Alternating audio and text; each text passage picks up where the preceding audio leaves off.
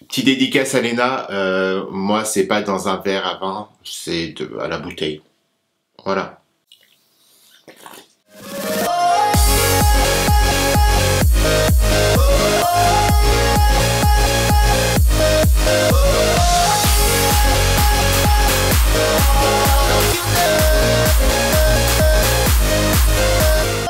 Salut, j'espère que vous allez bien. On se retrouve aujourd'hui pour une nouvelle vidéo et on va parler de blackface. Dans un premier temps, n'hésitez pas à me rejoindre sur les réseaux sociaux. Sur Instagram, c'est là où je suis le plus actif. Et en même temps, je vous parle de musique, du moins je vous montre ce que je fais en musique ou en acting. Et après, sur TikTok, je vais lancer un nouveau contenu à partir de demain. Et c'est juste trop bien. Parce que je vais pouvoir récupérer des trucs et bref, j'aurais pu faire un autre contenu, mais il me fallait... Et puis, abonnez-vous à cette chaîne YouTube. Ça serait cool. Et en parlant de TikTok, il y a eu un challenge il n'y a pas longtemps avec du blackface. Et c'est pour ça qu'on revient dessus. Challenge sur TikTok, soirée blackface aux USA, célébration en Espagne ou aux Pays-Bas, bref, le blackface est toujours là malgré ses connotations racistes. Le blackface, en français grimage en noir ou maquillage en noir, est une forme théâtrale américaine de grimage ou de maquillage pratiquée dans les minstrel shows, puis dans le vaudeville, où un comédien blanc incarne une caricature stéréotypée de personnes noires. On n'a pas trouvé de source exacte, mais il est possible que les premiers cas de blackface est apparu il y a très longtemps. On pense que la tradition d'exhiber les Noirs pour amuser les Blancs remonte au XVe siècle pendant la traite des Noirs quand les esclaves ouest-africains furent exposés au Portugal. On pense aussi que les premiers cas de blackface auraient pu apparaître dans les théâtres élisabétains et jacobines avec la pièce Othello de Shakespeare en 1604.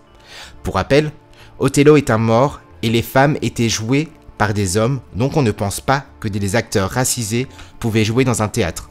Aux États-Unis, un acteur blanc grimé joue une pièce britannique le 26 mai 1769 à New York où il incarne un noir ivre dans la pièce de Padlock. Dans tous ces cas de blackface, les comédiens jouaient des attitudes de personnes illettrées, diminuées, souvent alcooliques et grossières.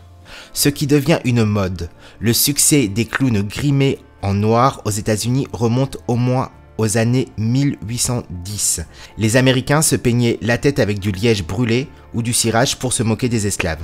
C'est une coutume encore présente aux États-Unis. À ce jour, on retrouve beaucoup de cas de blackface dans des soirées américaines où les personnes se griment la tête et se moquent bien sûr de la communauté afro-américaine ou africaine. En Espagne, pour l'épiphanie, des centaines de personnes défilent avec un blackface. On y célèbre les rois mages, Melchior, Gaspard et Balthazar. Le blackface est une référence à Balthazar et à son page, qui sont tous les deux historiquement représentés comme étant noirs. Aux Pays-Bas, il y a Black Pete, qui est un personnage que l'on retrouve le 5 décembre lors de la parade de Saint-Nicolas et qui est un mort d'Espagne et esclave de Saint-Nicolas. On retrouve ce personnage interprété par un blanc qui se grime en noir. Mais il n'y a pas que lui. Beaucoup de personnes dans les parades sont elles aussi grimées en noir. On retrouve cette pratique aux Pays-Bas encore aujourd'hui. On peut voir des enfants et des adultes grimés en noir déguisés en black pété.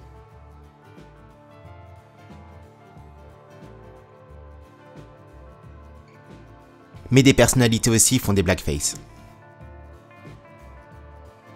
En France, on pense que le blackface n'est pas un acte raciste. C'est pour cela que Antoine Griezmann s'est déguisé comme son joueur de basket préféré pour lui rendre hommage.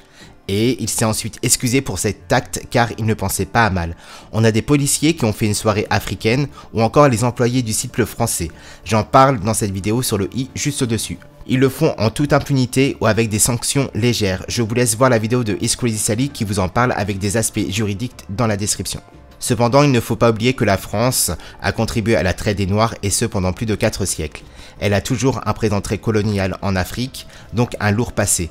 Il est plus que légitime que la communauté noire s'indigne sur un acte rappelant l'esclavage et la caricature des Noirs. À noter que le blackface est un acte raciste. La couleur de peau n'est en aucun cas un déguisement. Adopter l'attitude d'une ethnie, la caricaturer, donc se moquer d'elle, c'est un acte aussi raciste. Donc à la question, est-ce que se déguiser en noir, c'est possible? La réponse est bien sûr non. C'est un acte foncièrement raciste. Et c'est pareil pour toute couleur de peau. Si vous me demandez pourquoi les personnes qui décident de se blanchir la peau, ce n'est pas considéré comme quelque chose de raciste, c'est parce que les personnes qui se blanchissent la peau le font dans le cas d'intégration. Elles souhaitent être beaucoup plus intégrées dans la société et beaucoup plus acceptées. Donc elles ne le font pas dans le cas de discrimination. De plus, celles et ceux qui se blanchissent la peau prennent des risques énormes concernant leur santé et ce n'est pas le cas pour les personnes qui se griment en noir. Voilà, c'est la fin de cette vidéo. J'espère que ça vous aura appris quelque chose. N'hésitez pas à me rejoindre sur les réseaux sociaux qui s'affichent juste là. Je vous le dis encore une fois. À liker, à partager et à vous abonner à la chaîne. Et puis on se retrouve très vite pour une prochaine vidéo. Allez, ciao!